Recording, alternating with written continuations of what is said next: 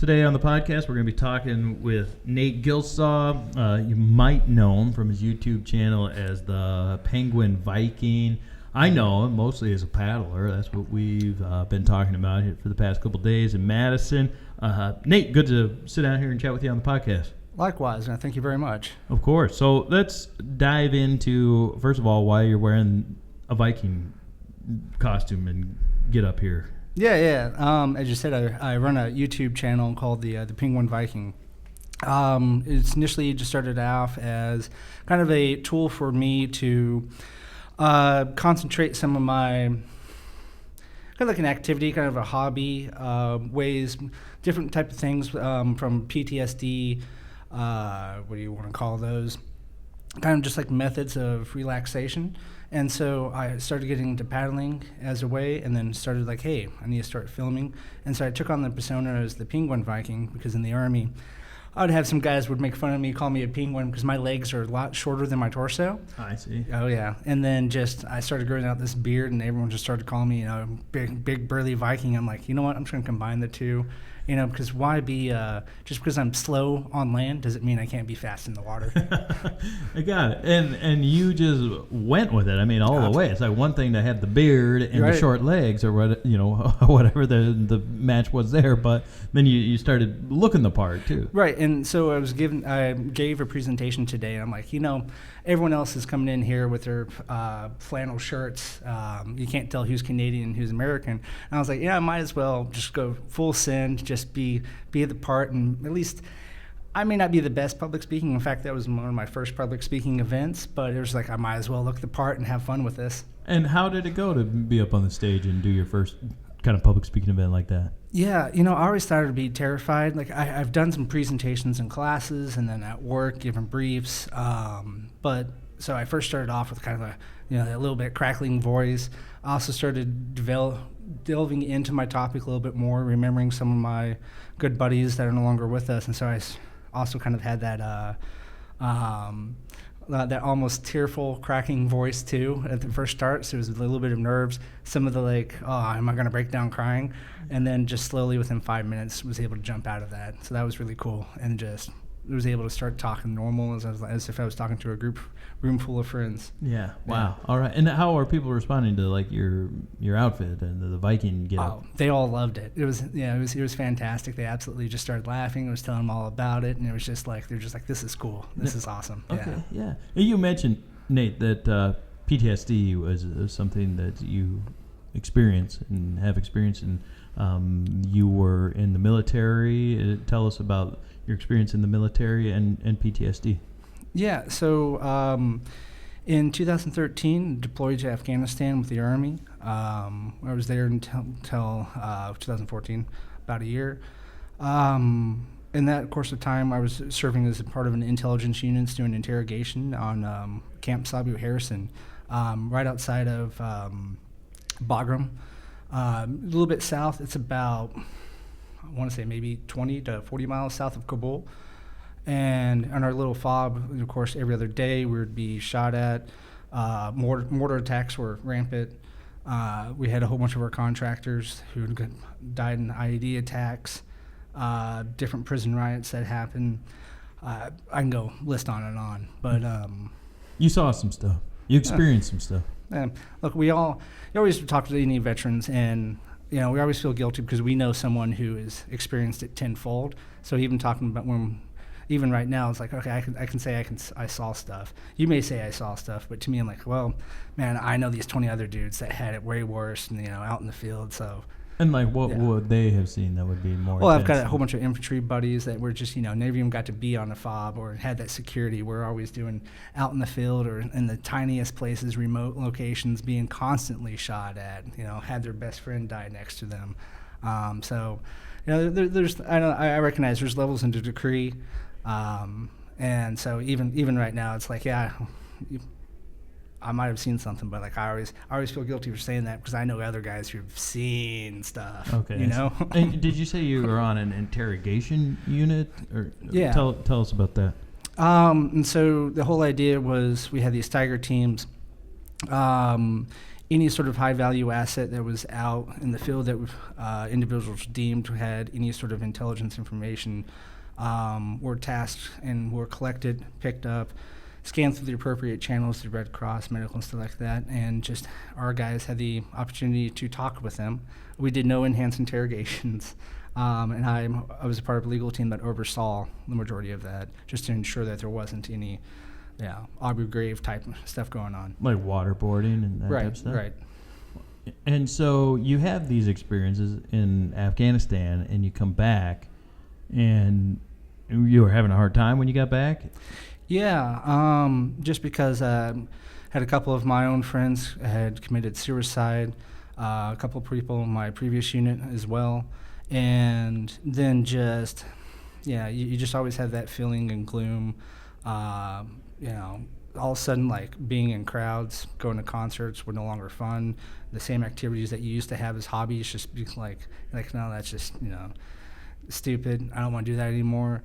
I no longer, hanging out with a group of friends. Just, my attitude started changing quite a bit. Kind of a lot of the symptoms of PTSD that some people have, don't want to stand, always want to be in the back of the corner, next to the doorway. You have your escape options, stuff like that. Nothing, like I said, like when I speak about it, I know I always feel guilty because I already know guys with way worse symptoms, right? It's that recycling that all of us do.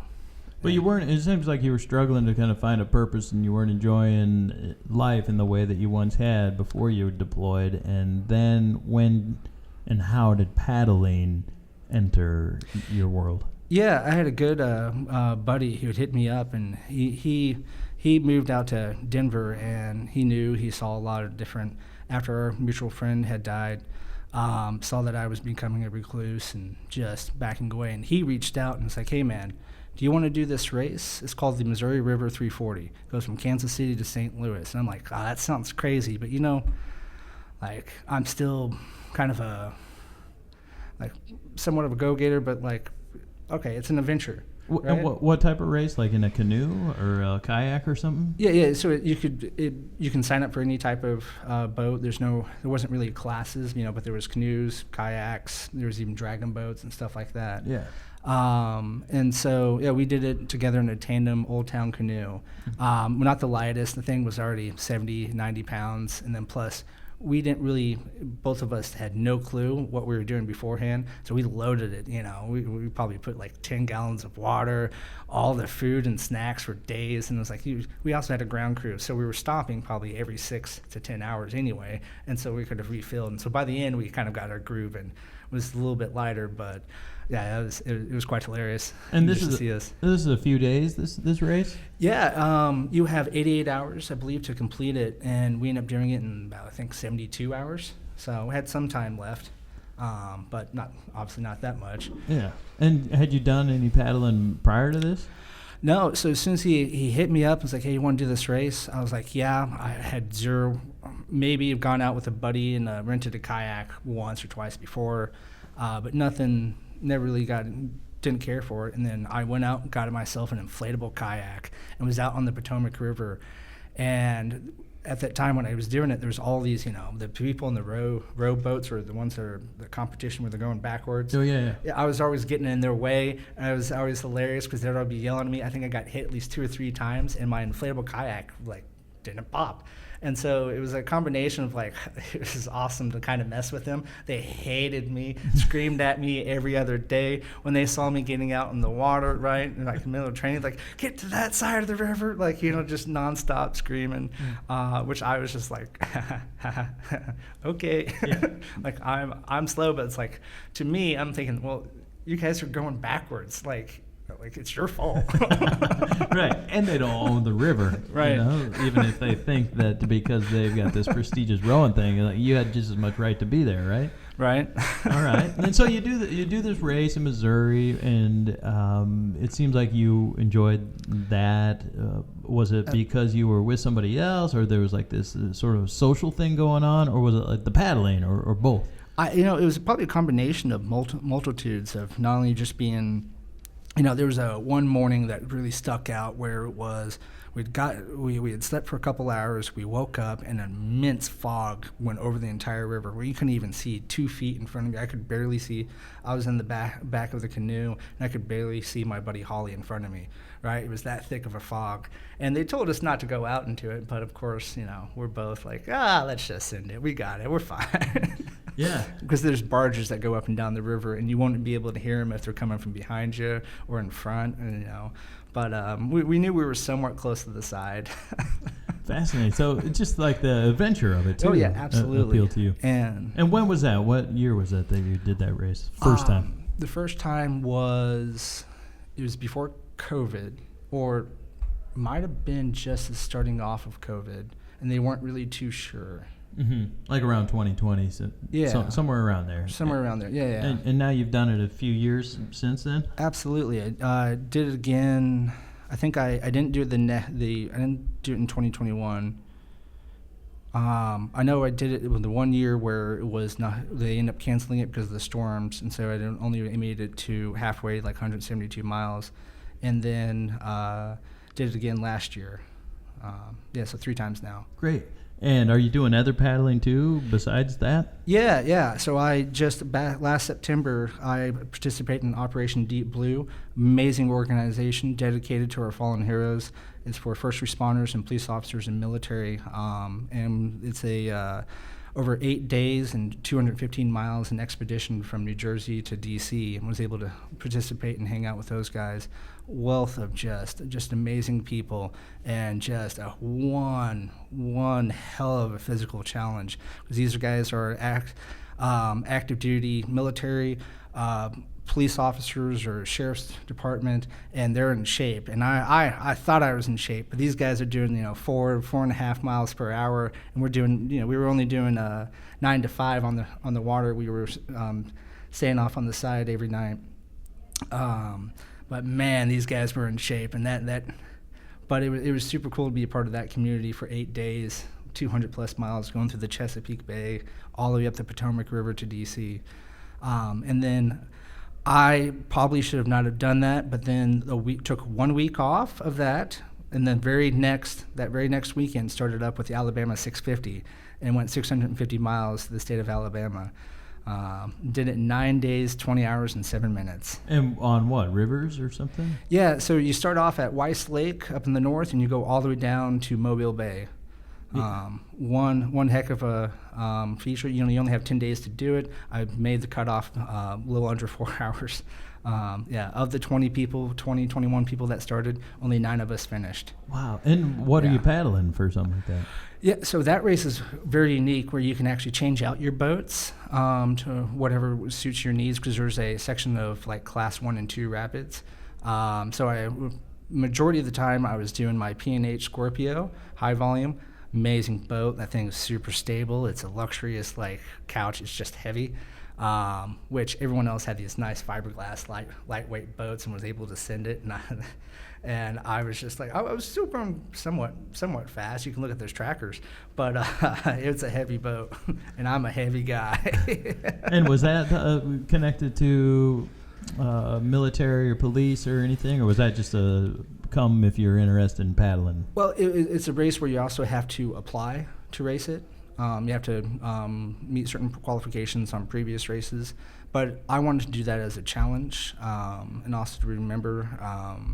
I had in 2021, I had a good mentor who had committed suicide, and so also I was just coming off of the Operation Deep Blue, and part of Operation Deep Blue is we carry a picture of someone that has fallen, whether in line of duty, military, police, first responders, on our back for the entire route. Mm-hmm. And so it was just also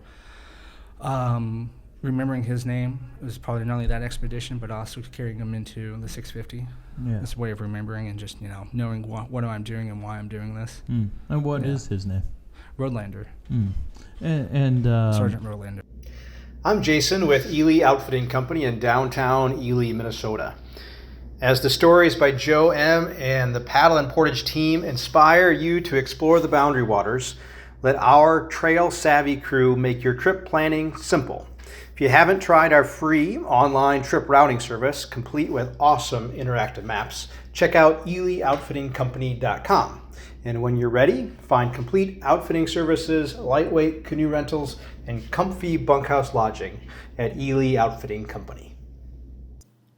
Enjoy this episode of Paddle and Portage, brought to you by Women's Wilderness Discovery in Ely, Minnesota, gateway to the Boundary Waters. Experience canoe country in all seasons with our outfitted guided trips and workshops. Visit us online at womenswildernessdiscovery.com, Instagram, and Facebook. Discover your inner strength outdoors. Would you say now that from these experiences that you've had, I mean, you're not like an average paddler. Like, there's people who go to the Boundary Waters or Quetico once or twice a year, and they would consider themselves to be part of the paddling community. They're paddlers, and you're doing these things, man, that are like pretty epic. You are definitely a paddler. Okay. You're like, whoa, man. And so, has that changed you? Are you feeling better now with this part of your life? And if so, do you attribute it, make the correlation directly from paddling to your mental health? Yeah, no, 1,000%. It's through paddling, learning the resilience. Anyways, learning how to basically take care of myself, knowing to keep on pushing on is helped me tremendously, and helping other veterans, because I also work with Team River Runner, Heroes on the Water, Irreverent Warriors, Team Rubicon, which is more of a disaster relief, but helping out with other veterans and getting them. And it's funny, everyone knows me as like always trying to push, hey, come kayaking with me. Hey, come out. Let's go do this river. Let's go do an overnight down at Mockhorn. And I'll continuously say that to people, because to me, it's helped me out so much. And so when I see other people struggling, I'm like, hey, I got something for you. Let's go in the water. Come on. Wow. Because just everything goes away, right? As anyone who knows who's just paddled or been by themselves solo, or even with friends, just being connected out in nature, paddling, you get the sense of camaraderie when you're with someone else. You get just a wave of calm, peace. Yeah. Mm-hmm. And I knew a guy who used to work at what's called the Richard Bong Memorial. It's like a veterans near Superior, Wisconsin, an organization, and it's on Lake Superior. And the guy who ran it now is a Split Rock Lighthouse on Lake Superior on the North Shore in Minnesota. His name's Hayes Scriven, and he had told me about some veterans things for the Boundary Waters. We talked about it maybe 4 or 5 years ago. Like they were trying to get veterans introduced to paddling in the Boundary Waters, kind of organized trips and guided if they wanted. They had all the supplies, the canoes, the food, like getting people out paddling. Right. And so I knew there's some effort of that here, in Minnesota. But it sounds like this is quite robust and nationwide. I mean, you're involved. It sounds like you can kind of go different places, and this is happening across the country. Paddling specific, which I didn't know about that kind of vast reach of that. Yeah, absolutely. Like within the DC area, we have Team Rubicon, and our whole mission is trying to get. Of course, anyone can go out with Team Rubicon. They supply the boat, whatever you need. If you never paddled before, there's great instructors. But like especially in the DMV area, which is really, really something else. There's 4 chapters there. The Walter Reed chapter, who helps out with adaptive paddling. So if someone doesn't have a limb or missing a limb or severe PTSD, like that chapter is amazing. They've got all sorts of adaptive paddling equipment. So even with one arm, there's these devices that can help paddle. Or even if no legs, like there's certain types of things that are added to the boat for stability. Amazing, absolutely amazing. The Fort Belvoir chapter is dedicated to whitewater and getting some of the active duty guys out in the water.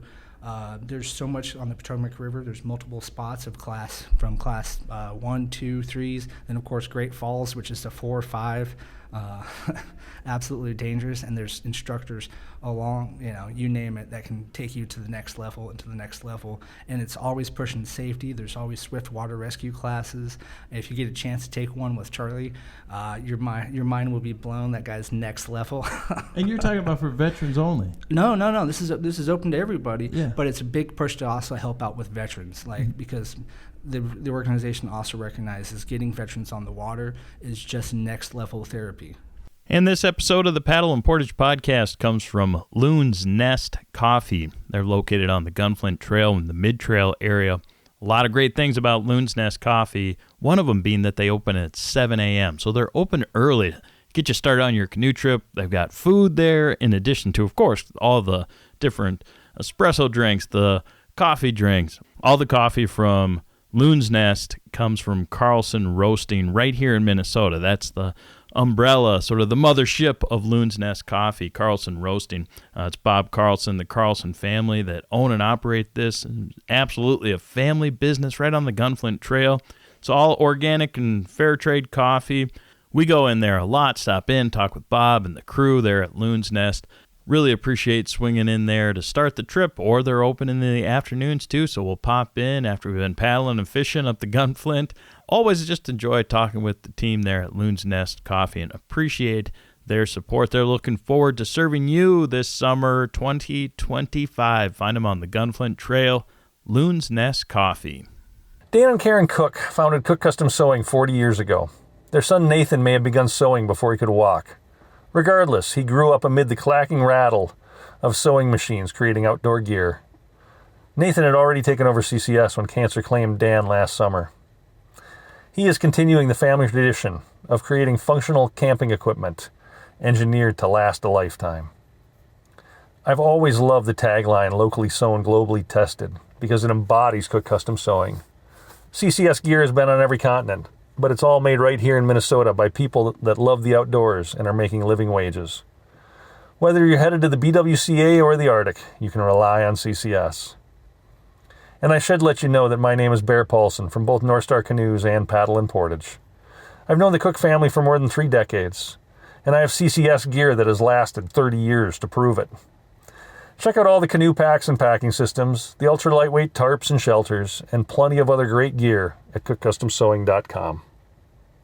And so what is it about being on the water and paddling a canoe or a kayak that is so helpful? I mean, when we talk to people for the Boundary Waters aspect of it, is like the solitude of the wilderness, and they're away from their phones and their gadgets, and like there's nobody around. It's a wilderness area, so there's no roads and motors. But it sounds like you're making that's not necessarily the link there for the average person. You're talking about like veterans who are struggling with PTSD, finding some kind of healing in being on the water. What are your experiences? What do you hear from other people about why paddling? Like, is it the mechanism? What is it? Everyone has their own story.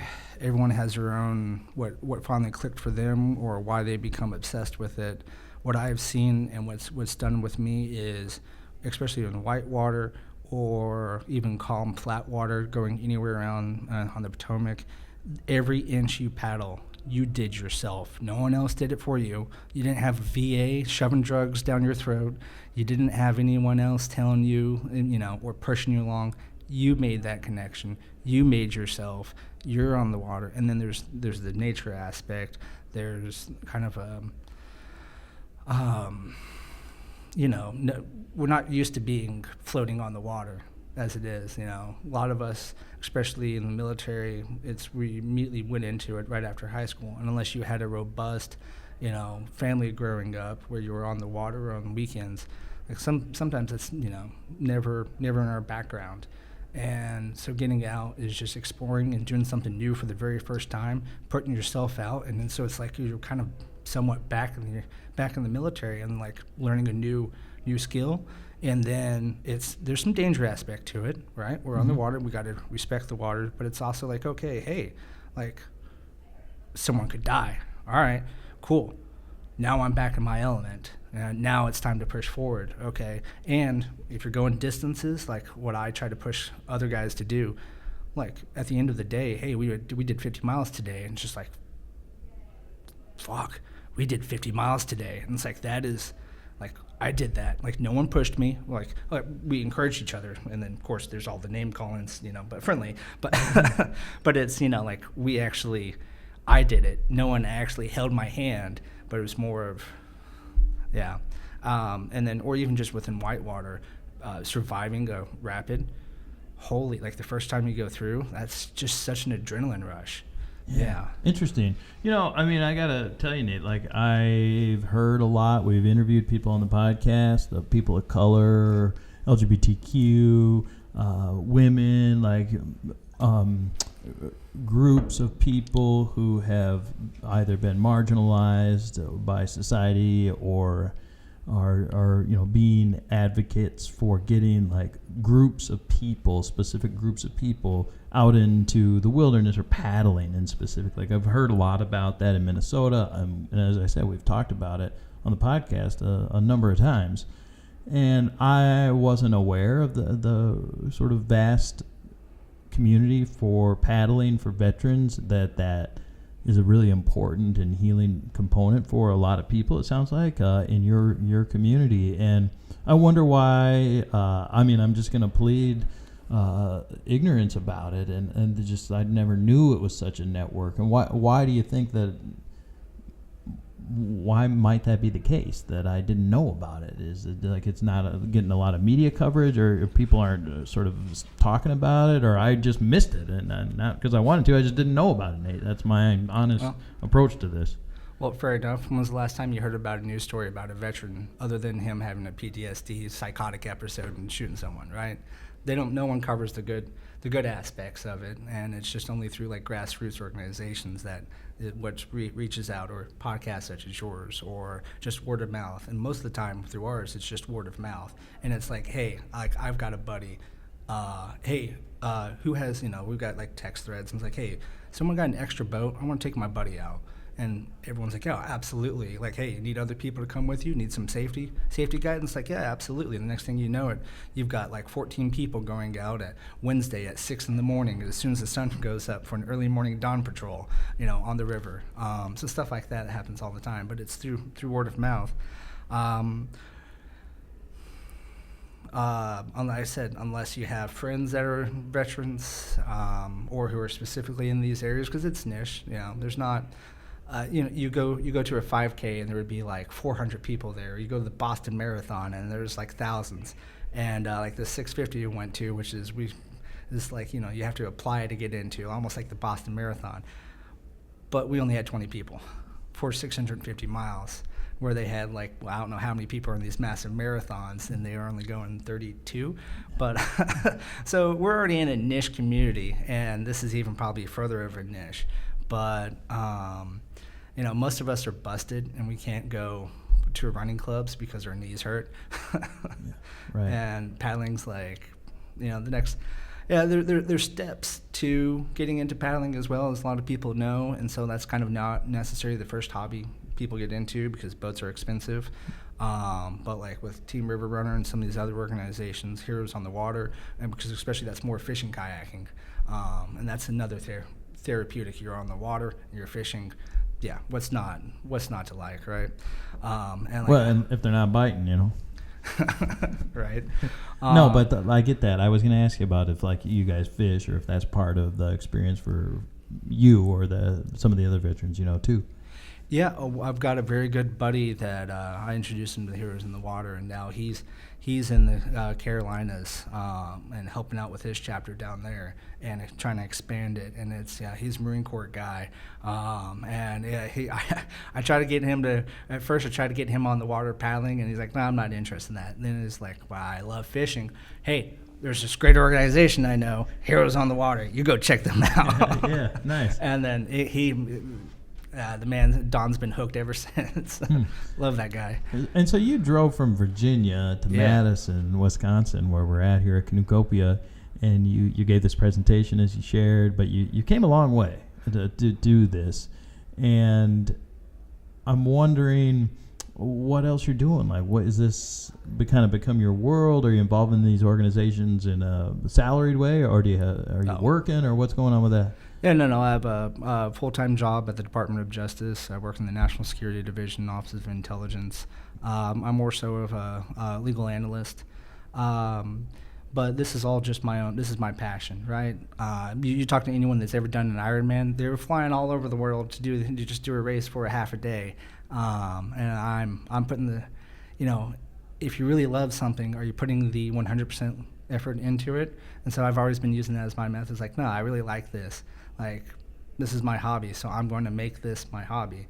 And it's just I don't know what I'm getting out of it coming out here, and it's already paid for itself tenfold, meeting a lot of people, talking, giving the presentation because when I was like, okay, I've always wanted to come to Canoecopia. I've heard about it on everyone else's podcasts. And I'm like, I got to go. And then I saw there's opportunities to speak, and I'm like, I've always trying to challenge myself, and like maybe it'd be a good idea, if I want to help out others and build like a wilderness resume. Maybe if I can be a speaker, put myself out there, because I'm not a public speaker. Like I said, I spent 5 minutes like crackling up, like kind of nervous, and then finally got over it. But it was one of those things that like, okay, if I'm coming out here, let's maximize it. Let's meet as many people as possible. Let's have a positive attitude, and who knows who I can help out here, or it's also, I'm also using it as my own therapy as well, of putting on the speeches and talking with other people. All right, awesome. Yeah. If a veteran or somebody that knows a veteran wanted to connect with some of the organizations that you're talking about, or connect with you, how do they do that? Yeah, rather through Facebook. I'm constantly posting random shorts and trying to do some medium long content on my Facebook page, the Penguin Viking. Not only Facebook but also YouTube. My YouTube channel. We'll drop some links in, Nate, for sure on that. And we'll add some of the links to the organizations as well. I think that'd be a healthy way, but just making sure it's cool that if people do reach out to you, that's all right. Oh yeah, absolutely. And like they said, Team River Runner, Heroes on the Water, those are the two primary water-based kayaking veteran organizations. And then everyone has their own niche. Maybe you just don't like to. And you got Team Rubicon, which is disaster relief, which is a lot of people love. All right. Well, we're talking with Nate Gueltzau. He's the Penguin Viking. He's been open with us for the entire few days here now at Canoecopia about his struggles with PTSD, and talking with people throughout the expo about that I've seen, and engaged in some of those conversations with Nate out on the main expo floor and here on the podcast today. So thank you for sharing that story with us, and I'm glad that paddling has brought this and enriched your life in this way. And Nate, of course, I've got to ask and close down with, does that horn make sound that's there? Oh. Can you wail on that thing, or at least maybe not directly into the microphone, because right. I might blast my headphones, but does that thing operate in any way? And if so, have at it, man. Yeah, so it has a little piece that you can screw off, so you can, one, fill it up with mead, or two, go ahead and screw it off to do the battle horn. Right? Bring us home with the Viking horn, man. Okay, and to be fair, I've been practicing on this, so I get it. Sometimes it's great, sometimes I ruin it. So you do your thing. my apologies.